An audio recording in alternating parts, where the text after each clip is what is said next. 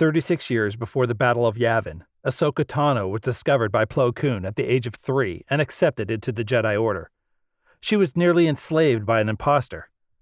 When she was 14, she was assigned to be the apprentice of Anakin Skywalker.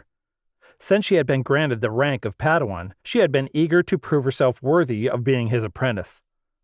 Yoda believed that if Anakin had become a teacher, he might develop better emotionally.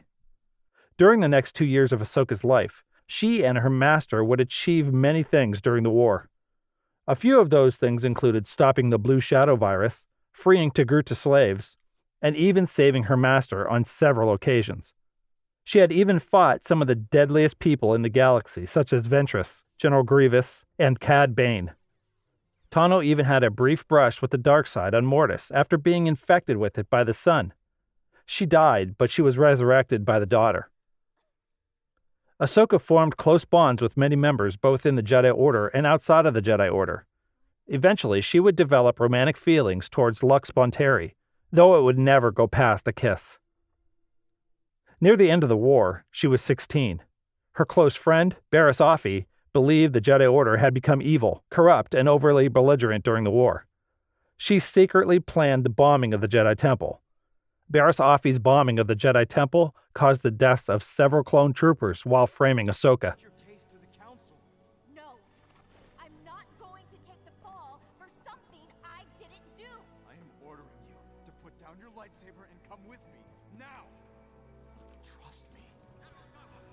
Where are you? I do trust you, but you know as well as I do that no one else will believe me. Anakin, you have to trust me now. Ahsoka, I do trust you. I know you do. Wish me luck.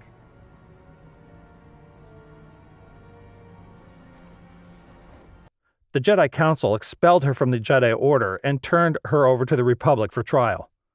The trial nearly ended with Ahsoka being falsely convicted of a crime she didn't commit, but luckily her master captured Barriss Offee and forced her to confess. Following her trial, the Jedi Council granted her the ability to rejoin the Jedi Order. Having proved herself worthy of the title Jedi Knight, she had been conflicted by the trial. Feeling betrayed and saddened that no one seemed to believe her, she declined the invitation. During the last weeks of the Clone Wars, around a year after she had left, Ahsoka discovered the whereabouts of the former Sith Lord Maul, who had taken over Mandalore and gained leadership of the Death Watch. Before establishing the siege to Mandalore, Anakin and Kenobi were called back to Coruscant to save Palpatine, who had been abducted by Grievous. Although she had been able to use the help of her former masters, Ahsoka was given possession of her old lightsabers and the command of an army of clone troopers led by Rex. This would have been the last time she would ever see Anakin as a friend.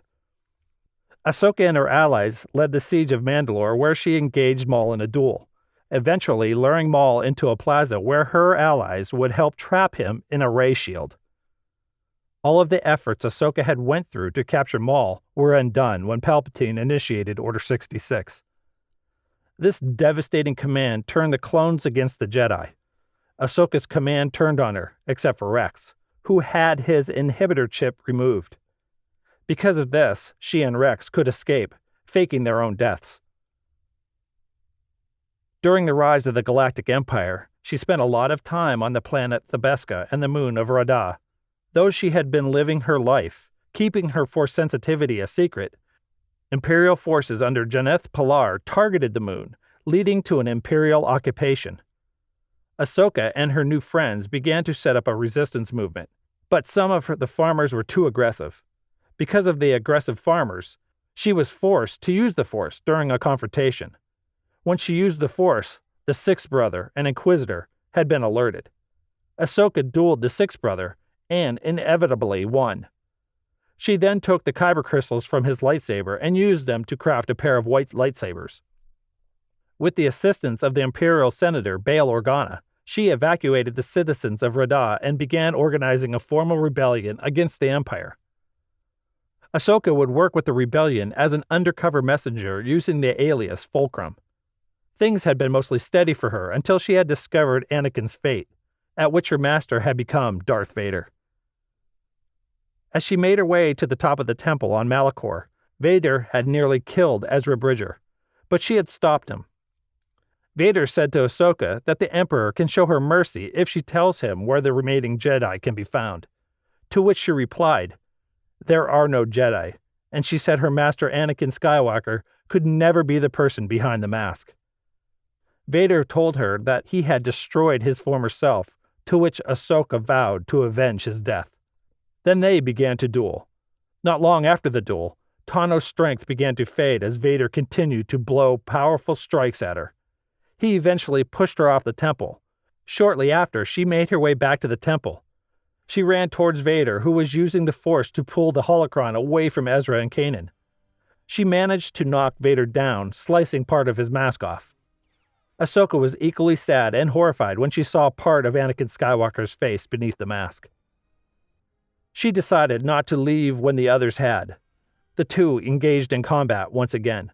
The temple began to lock down and explode into a burst of energy, allowing Ezra and Kanan to escape. Although Vader managed to escape, Ahsoka's fate remains ambiguous. There is a big possibility Ahsoka may return to Season 4, the last season of Star Wars Rebels, as it was hinted by Dave Filoni and Ashley Eckstein, the actress of Ahsoka Tano.